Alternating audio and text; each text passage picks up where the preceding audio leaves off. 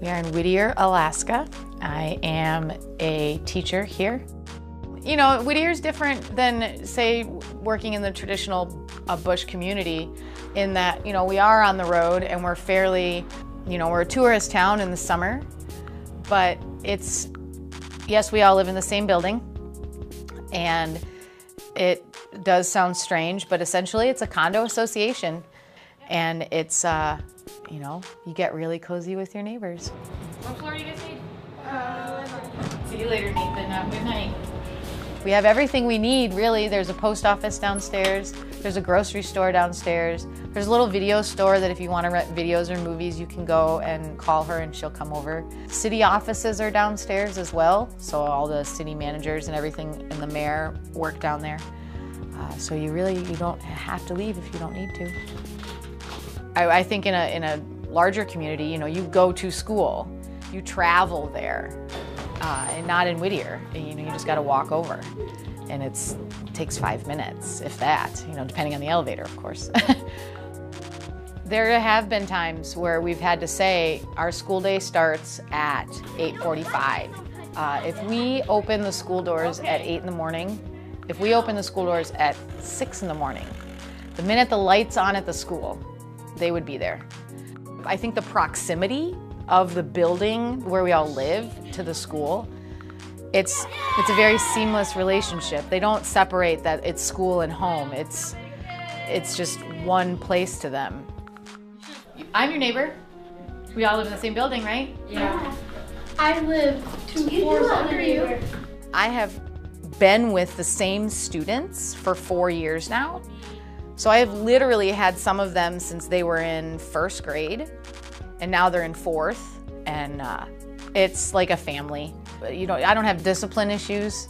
I don't have classroom management issues because they know me. It's like coming to school with mom. They call me mom half the time anyway. My first year or two, I had such a hard time separating that I was a teacher and knowing sometimes what was happening in some students' lives. But I've always had the rule that no matter what time of the day, what time of the night, if a student knocks at my door, I will always answer it. You are always welcome. They know that. I've always been a teacher.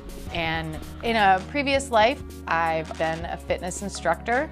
And my first few years here, my fitness was always my thing, and it was just kind of a very private thing that I did. I would go to the school gym on Sundays or wait until everybody left and work out on my own. And I had a lot of community members asking me to teach classes.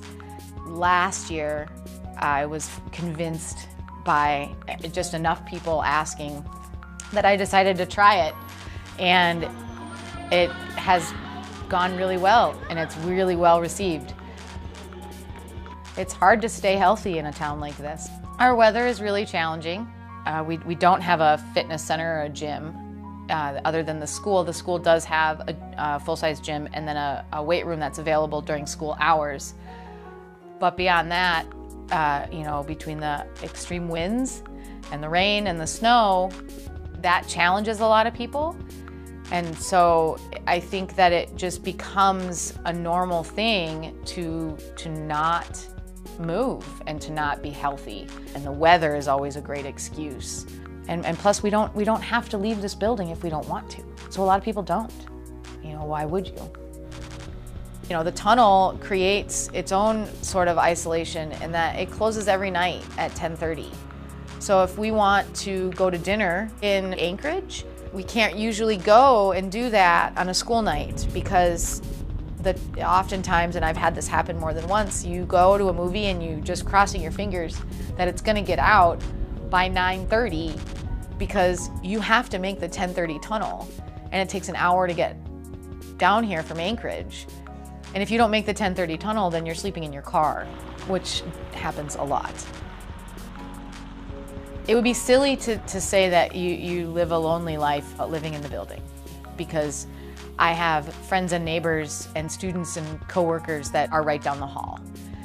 If you're having a bad day, if you're having a day where you think, gosh, I haven't talked to another human being for a while, you can just walk down the hall, or you can get in the elevator. What people say when they visit Whittier, well, first they all go, oh, you all live in that same building. Isn't that strange? And, you know, I think what people don't realize is that it's just like an apartment building, or it's just like a high-rise condo in a large city. So for me, it's not that strange. That's where I grew up. I grew up in a big city. Everybody lived in an apartment building, but not the entire town.